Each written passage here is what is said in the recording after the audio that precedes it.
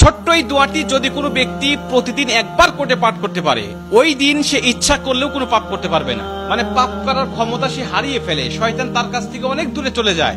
নবীজি বলছেন, যদি কোনো ব্যক্তি এই দোয়াটা মাত্র একবার পাঠ করে, যেদিন সে পাঠ করবে ওই দিন শয়তান চিৎকার করে কাঁদতে থাকে, চিৎকার করে আওয়াজ দিয়ে বলতে থাকে যে আজকে সারাদিন তুই আমার ওয়াসওয়াসা থেকে মুক্ত হয়ে গেলি, আমি ইচ্ছা করেও আজকে তোকে আর ধোঁকা দিতে পারবো না, তুই আজকে আর কোনো পথভ্রষ্টের কাজ করতে পারবি না, তুই সেটা আমার কাছ থেকে মুক্ত হয়ে গেলি। মানে এই দোয়াটার এতটাই পাওয়ার, এতটাই ক্ষমতা আল্লাহ পাক দিয়ে দিয়েছেন।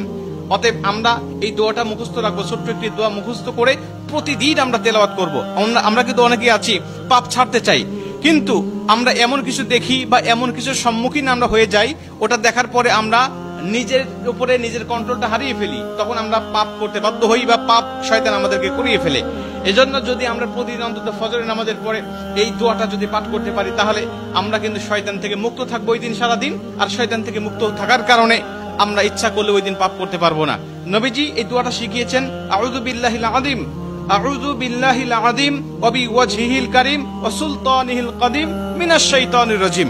আমি আবারও দোয়াটা পাঠ করছি, যারা লিখে নিতে পারেন লিখে নিবেন, এবং প্রয়োজনে এটা ভিডিও আকারে যেহেতু এটা পাবলিশড হবে, আপনারা যারা ফেসবুকে দেখবেন আপনারা অবশ্যই এটা শেয়ার করে রেখে দিবেন টাইম লাইনে, প্রয়োজনে বারবার শুনে শুনে আপনি এটা মুখস্থ করে নেবেন। দোয়াটি হচ্ছে, আউযু বিল্লাহিল আযীম ওয়া বিওয়াজহিল কারীম ওয়া সুলতানিহিল কাদীম মিনাশ শাইতানির রাজীম।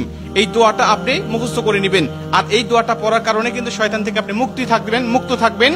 আর শয়তান যেহেতু আমাদের প্রকাশ্য শত্রু, এই শয়তান কিন্তু আমাদেরকে জাহান্নামে নেওয়ার জন্য, জান্নাত থেকে আমাদেরকে বিরত রাখার জন্য বারবার চেষ্টা করছে।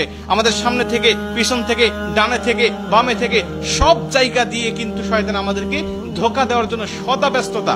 আল্লাহর সাথে সে চ্যালেঞ্জ করে আসছে, আল্লাহকে বলছে, আল্লাহ প্রয়োজনে তুমি জান্নাতের সংখ্যা কমিয়ে ফেলো, জাহান্নামের সংখ্যা বাড়িয়ে দাও, কারণ আমি মানুষগুলোকে যেভাবে ধোঁকা দেব, এই ধোঁকায় সে বোকা হয়ে তোমার ইবাদত আর গোলামি সে করবে না, সে নিঃসন্দেহে পথভ্রষ্ট হয়ে যাবে।